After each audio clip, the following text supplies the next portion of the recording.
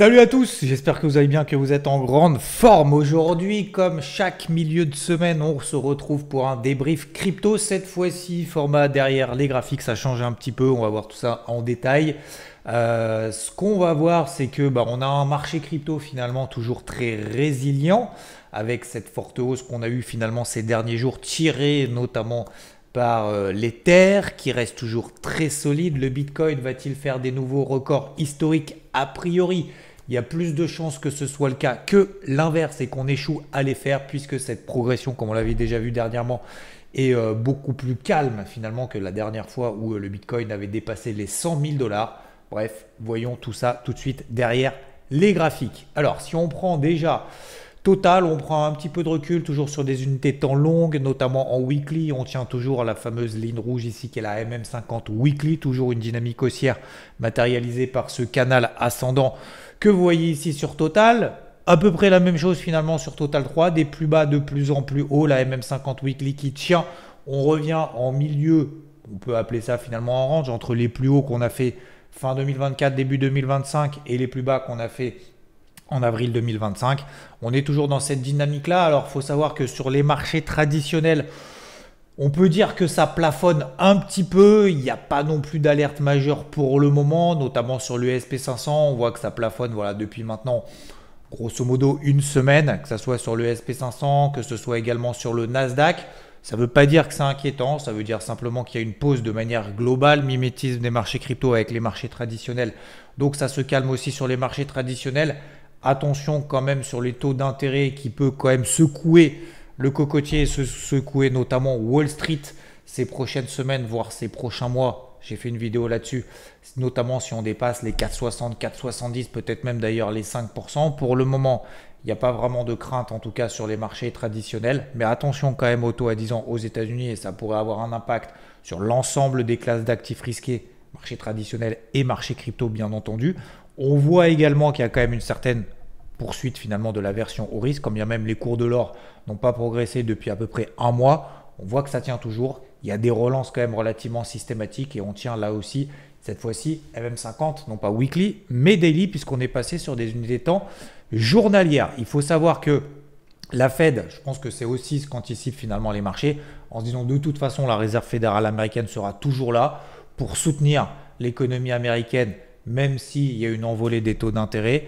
On anticipait il y a quelques semaines 4 baisses des taux, en tout cas les marchés anticipaient ça vis-à-vis de la Fed cette année. Aujourd'hui, il n'y a plus que 2 baisses des taux qui sont anticipées par la majorité du marché, 40%. On a 25% qui estiment qu'il y aura 3 baisses des taux et on a 25% aussi qui anticipent finalement qu'une seule baisse des taux cette année. Pourquoi ça a baissé? Tout simplement parce que les chiffres macroéconomiques sont bons, l'emploi, l'économie est bonne. L'inflation n'est pas au-delà de ce qu'on attendait. Donc pour le moment, tout va bien. Je vous rappelle que cette semaine, on n'a pas vraiment de grosses publications macroéconomiques. Le gros du gros, c'est plutôt les PMI. Donc ça, c'est jeudi. Sondage auprès des directeurs d'achat pour mesurer leur sentiment économique actuel et à venir. Donc ça permet tout simplement d'avoir une sorte de confiance des entreprises. Et la semaine prochaine, alors on aura la publication d'une grosse que vous connaissez, c'est Nvidia. C'est la publication effectivement d'entreprise qui aura lieu la semaine prochaine. On aura également d'autres chiffres macroéconomiques, surtout le PIB. Je vous rappelle que la première estimation du PIB aux États-Unis était pas bonne du tout. Là, c'est la deuxième pour le premier trimestre. Elle est ressortie à moins 0,3%. Aujourd'hui, je n'ai pas vraiment les anticipations pour le moment du marché vis-à-vis de cette deuxième estimation. Donc voilà pour le topo, l'état des lieux. Si on regarde bien évidemment le Bitcoin, je le disais juste en introduction, le Bitcoin ça reste toujours positif, on n'est pas loin des records historiques. Si on prend du recul, il n'y a absolument aucune alerte et même d'ailleurs quand on a été revenu sur les 75 000 $, la MM50 weekly, c'était plutôt un point d'entrée qu'un point de sortie. On est toujours dans des dynamiques qui restent haussières. Alors certes, des fois ça végète, ça consolide latéralement, c'est tout à fait normal. On construit des étages, c'est pas grave et je dirais même que c'est mieux de construire des étages progressivement puisque finalement, la dernière fois qu'on est repassé au-dessus des 100 000 $, on s'était peut-être un petit peu enflammé. On s'est dit, ça y est, maintenant qu'on a tapé 100 000, on va aller à 150 tout de suite. Il y a eu quelques petits regrets derrière finalement puisque on est retourné sur les 75 000, mais finalement, on est simplement en train de construire un étage. Donc, ce que je disais, c'est qu'aujourd'hui, finalement, la construction, alors, des fois, on a des hausses quand même relativement violentes. Hein. Quand on prend du 5% maintenant sur le Bitcoin, il va y avoir de moins en moins de volatilité sur le Bitcoin avec l'ouverture du marché, notamment aux institutionnels. Donc, il y a moins de volatilité. Et du coup, les étages se construisent vraiment de manière progressive. Et si on zoome encore un petit peu plus, je vous avais dit, vous vous souvenez, la semaine dernière, on avait cette phase de consolidation latérale en H4. On avait plus de chances d'en sortir par le haut dans le sens de la tendance précédente que l'inverse. Vous voyez que finalement, on est en train d'en sortir par le haut. Alors, on voit que ce que je vous disais tout à l'heure, c'est que c'est un petit peu topi sur les indices américains. Ça a un petit peu de mal parce qu'il y a quand même quelques petites sursauts, un peu de sueur froide peut-être sur le vis-à-vis des taux d'intérêt aux États-Unis. Il y a le dollar américain aussi qui se fait un petit peu entre guillemets attaquer, en tout cas qui est toujours en pression baissière. Donc on a effectivement des lames de fond qui sont techniquement clairement positives, que ce soit sur les marchés traditionnels, que ce soit sur les marchés crypto. Mais en toile de fond, il faut quand même surveiller effectivement l'évolution des taux d'intérêt et puis la confiance un petit peu des consommateurs qu'on aura ce jeudi. Donc aujourd'hui sur le Bitcoin, tout va bien. Et je le disais, oui, maintenant on rallie à nouveau, alors les 100 000, mais même au-delà. On a un petit peu plus de construction pour pouvoir aller chercher des nouveaux records historiques. On a a priori plus de chances, encore une fois, puisque les tendances se prolongent X fois et ne se retournent qu'une seule fois, qu'on continue dans cette lignée-là de manière assez progressive. Des fois, on fait des petits faux signaux comme ça, mais c'est pour ça qu'attention, il ne faut pas se placer vraiment sur des unités de temps courtes parce que ça risque derrière de nous donner un petit peu le tournis et de se prendre ce qu'on appelle les ports de saloon, à se mettre sur des unités de temps trop longues. Voilà, donc le maximum, j'ai envie de dire l'unité de temps minimum, vraiment minimum de chez minimum, c'est du H4. Il ne faut pas passer en dessous parce que sinon derrière, on a des variations, des bougies rouges, des bougies vertes, et c'est pas en fonction de ça qu'il faut essayer justement de faire de la performance, mais c'est plutôt sur des lames de fond. Donc globalement, l'ambiance est positive. Et si on regarde plus en détail également le number 2, où on a eu un petit sursaut d'orgueil avec son nouveau upgrade, Pectra, hein, vous vous souvenez, j'avais fait une vidéo là-dessus avant justement que ça explose. Et ben vous voyez finalement, l'Ether reprend un petit peu de force par rapport au Bitcoin. Alors on en est loin, on est loin quand même dans le retournement. On est juste revenu en termes de faiblesse de l'Ether par rapport au Bitcoin au plus bas depuis 2019, hein, donc ça date et ça s'est accentué finalement ces 2 dernières années. Donc on est toujours effectivement dans cette force relative qui est en train de s'améliorer sur l'Ether, mais voilà, on est en train de se corréler un petit peu plus vis-à-vis du Bitcoin. Ce qui est intéressant de voir sur l'Ether, c'est que la première chose, c'est ce que je vous avais dit, c'est qu'il faudrait déjà reconquérir les 2200 $. Bon, ça a été fait finalement le jour même où j'ai publié ma vidéo. Et puis surtout qu'on la tient. Qu'on tient cette impulsion haussière et qu'on tient cette grosse zone ici weekly qui correspond au plus bas de 2024. Donc ça, c'est vraiment quelque chose d'important pour la suite. Et pour rester dans ce dynamisme, au-delà de ça et de cette impulsion haussière, de 50% de cette impulsion haussière et de ces 2200 $, c'est surtout en 4 heures. Voilà, si on zoome un petit peu, on l'avait vu. Alors, je vous rappelle, je fais un petit aparté, mais tous les mardis, je suis en live également sur Twitch et on parle et on a parlé du coup cette semaine, donc mardi soir, notamment des cryptos et de justement ces figures qu'on pouvait repérer sur des unités de temps courtes. Alors, c'est des figures, c'est pas simplement pour faire comme dans les bouquins, c'est simplement pour matérialiser le fait qu'on est dans une phase de consolidation latérale. Ici, vous reconnaîtrez ici un canal descendant dans une tendance précédente qui est haussière. Qu'est-ce que c'est? Tout simplement, par définition, c'est un drapeau. Donc on a plus de chances, ça ne veut pas dire 100% de chance, ça ne marche pas à tous les coups, mais on a plus de chances de poursuivre effectivement dans cette tendance haussière que l'inverse. Donc cette construction est plutôt positive. Donc à suivre au cours de ces prochaines heures, je ne sais pas au moment où vous regarderez la vidéo si on est passé au-dessus ou si au contraire ça s'est effondré. Mais en tout cas, clairement, si on passe au-dessus des 2600, des 2650 $, ça voudrait dire notamment que l'Ether est en train d'en remettre une et ce serait tout bon pour la suite. Donc moi, je reste clairement exposé sur l'Ether. J'ai absolument rien coupé pour le moment de mes achats, même en gestion active. On verra demain si c'est une bonne idée ou pas. Donc c'est plutôt positif. Total 3 d'ailleurs, intéressant. Ça fait un moment que je vous le partage. On a toujours cette c'est pas vraiment une figure, mais cette configuration qui est complètement similaire en 2025 qu'en 2024. C'est incroyable. Pour le moment, on est en train de respecter le truc. C'est un copier-coller. J'ai tout simplement copié-collé. Ça fait des semaines et même des mois maintenant que je vous en parle. Cette consolidation baissière. Ici, on a eu une sortie par le haut, et une fois qu'on est sorti par le haut finalement de ce canal descendant ici en 2024 sur Total 3, on a fait un mois de conso latéral. Donc j'ai reporté exactement la même chose. On a ici ce canal baissier, on sort par le haut et derrière on a une conso latérale qui est en train de faire. J'essaye de me projeter comme je peux, mais pour le moment c'est assez bluffant. On verra bien évidemment d'ici un mois, 2 mois, est-ce que ça a respecté ou est-ce que c'est un flop total. Mais en tout cas pour le moment c'est assez bluffant. J'ai rarement vu des configurations comme ça aussi longues, vraiment d'une année sur l'autre. C'est exceptionnel. On verra la suite, mais en tout cas c'est assez rigolo entre guillemets. Mais au moins ça me donne, vous savez, une espèce de petite ligne directrice et surtout d'être un petit peu apaisé quand on a des fortes hausses, qu'on a vu d'ailleurs dernièrement. Hein. Voilà, on a des impulsions haussières, on se dit, tout le monde m'a sauté dessus en disant mais non, faut pas alléger, ça va exploser, exploser. On m'avait dit la même chose là-haut d'ailleurs. Mais du coup, ça permet justement de prendre un petit peu de recul et se dire non, le marché il peut consolider latéralement, il l'a déjà fait avant. Il peut le refaire, c'est pas un problème, d'accord. Même si ça sort par le bas, c'est pas bien grave. En tout cas, pour le moment, tant en tout cas en weekly, qu'on tient toujours cette dynamique qui reste globalement positive.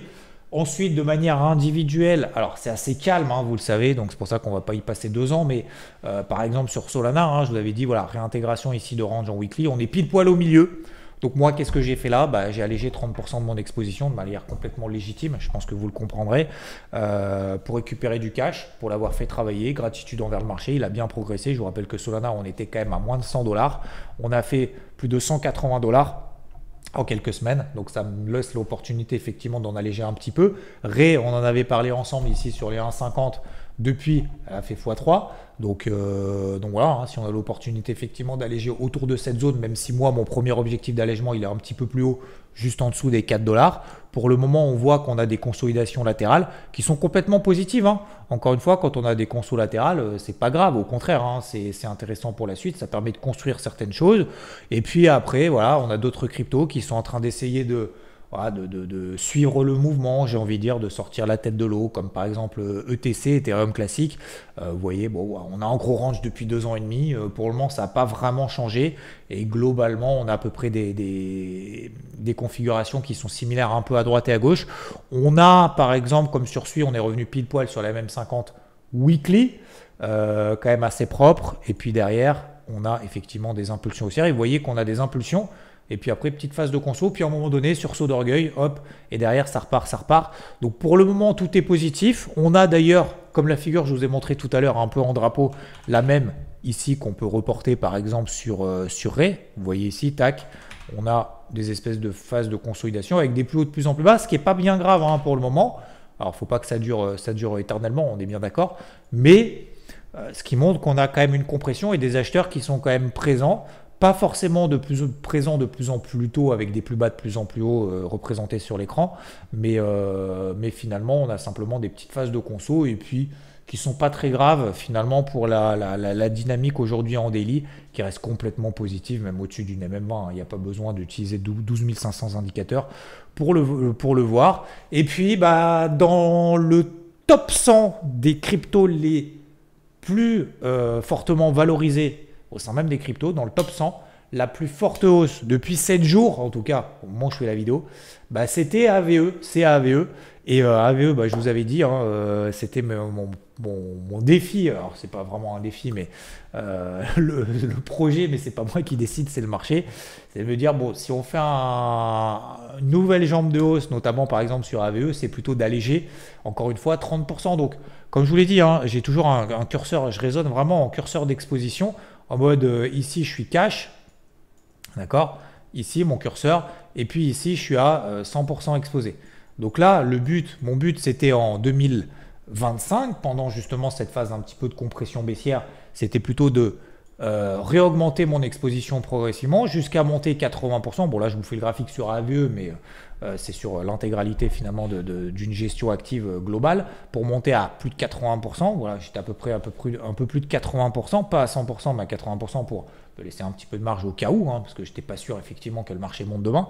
Mais et du coup là, progressivement, c'est plutôt d'alléger. Donc là, j'ai allégé par exemple sur AVE, comme on l'a fait sur IVT dernièrement. Et sur AVE, tac, on a allégé ici 30% sur AVE sur les 255 dollars, ce qui permet donc, ça c'est une stratégie que j'ai notamment dans le crypto board, de prendre progressivement. Et vous voyez finalement sur mes points d'entrée, je prends vraiment par palier. Et une fois que ces paliers sont atteints, derrière je détermine justement des points de sortie, ce qui permet finalement après d'alléger ma gestion active. Donc aujourd'hui 30% allégé en gestion active, ce qui permet de récupérer du cash et de travailler un petit peu pour la suite. Donc aujourd'hui je suis toujours en accompagnement, j'ai envie de dire, de cette progression qu'on a sur le marché. Pas de renfort pour moi, voilà, par exemple BNB, j'ai allégé 70% de mon exposition, parce qu'on est toujours dans un range, parce que je préfère acheter à 530 et alléger à 635 plutôt que de faire l'inverse et d'espérer finalement qu'on pète. Parce que si tel devait être le cas depuis maintenant 2 ans, 1 an et demi, ça fait 1 an et demi que finalement je fais pas grand chose en termes de performance puisque j'ai que à attendre. Alors peut-être que demain ça explosera et tant mieux, mais justement le but c'est de construire sur une partie de son portefeuille ce que j'appelle de la gestion active, et une fois que des premiers, des deuxièmes objectifs ont été atteints pour alléger 30%, ensuite 40% de son exposition, c'est de garder les 30% restants, finalement une petite louche pour plutôt du long terme et dire BNB je vais garder pour aller viser 1000 $ à long terme, mais après je ne veux plus en entendre parler et je ne vais plus travailler cette ligne-là, vous voyez.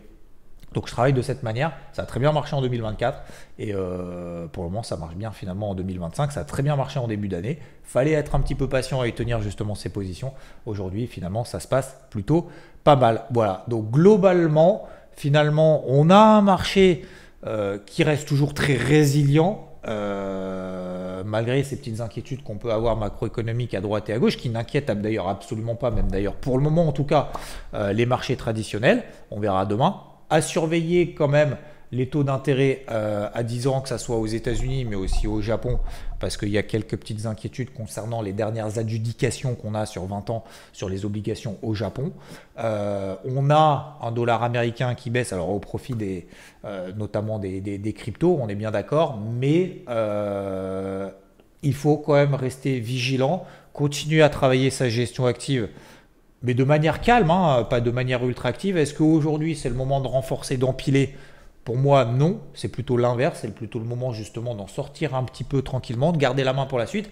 Et si demain on a vraiment une impulsion haussière, que ça repart, qu'on a une bonne nouvelle, comme par exemple comme on l'a eu sur l'Ether où derrière ça a dynamisé énormément le marché, que ce soit Ether et que ce soit l'ensemble du marché, et ça permet finalement de réutiliser, de réengager, de réinvestir le cash qu'on a récupéré là où il y a, j'appelle un peu une hype, en tout cas du flux positif sur le marché. Aujourd'hui, on voit qu'on a alors du flux par exemple, alors j'en avais déjà par exemple sur AVE, mais si on regarde d'autres cryptos comme par exemple flux, ICP, alors on peut remettre les graphiques vite fait, par exemple vous regardez INJ, vous regardez ICP, même BNB, finalement, voilà, il n'y a pas de dynamisme pour le moment hyper positif, voilà, on ne va pas toutes les faire, mais même Solana, finalement, vous voyez, depuis mon dernier allègement que j'ai fait autour des 170, finalement on est exactement au même point, donc je suis plutôt content effectivement d'avoir récupéré ce cash là, à voir pour la suite. Ça reste positif, ça reste calme, le Bitcoin reste très fort, l'Ether reste très fort, on a des phases de consolidation en H4